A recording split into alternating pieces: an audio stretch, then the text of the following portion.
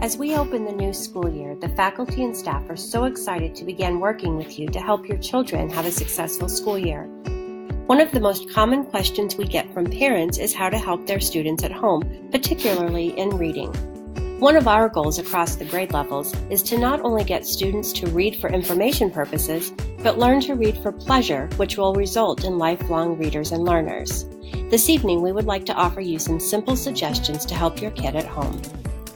Tip number 1. Make sure books and reading materials are available at your house. Your students will visit our library each week to choose books based on their interests and reading levels, but don't forget about the public library. In addition to checking out books, they can participate in reading programs and activities on weekends and school vacations that tie into high-interest books. Also, check out new and used bookstores and digital book sites.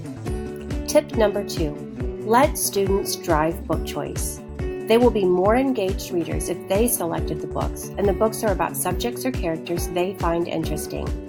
If you had a favorite book you read when you were younger, tell them about the story and why you liked it. They will probably want to read it with you. Tip number 3. Mem Fox, a children's book author, wrote a book for parents and teachers called Reading Magic. She advises parents to read aloud to children as long as they will let you. The benefits of reading aloud are many. Children learn to be better thinkers, they will stretch their imaginations, develop empathy, and start to find their passions. Reading aloud for a short 15 minutes a day will yield all these incredible benefits, and you get to enjoy some calm, quiet, meaningful time with your children. Tip number 4. Let kids see you read. Parents have the deepest connection with students, and as such, you are the ones they most want to mimic. Not a fan of reading? Try some books or newspapers, even comic books or graphic novels. I'll tell you a secret, you're never too old to read children's books. Tip number 5. Help bring the story to life. Making connections is an important part of reading comprehension.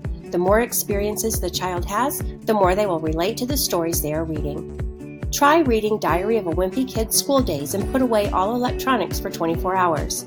Read a book about adopting a pet and then volunteer to play with the animals at the local Humane Society.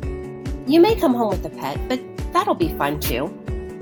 These are just a few suggestions to help support your child in learning to become lifelong readers. A handout is available with resources such as digital storybook sites, recommended reading lists, and some sites where students can practice quizzing for comprehension. Also, don't ever hesitate to reach out to your child's teacher or Mrs. Hunter in the library.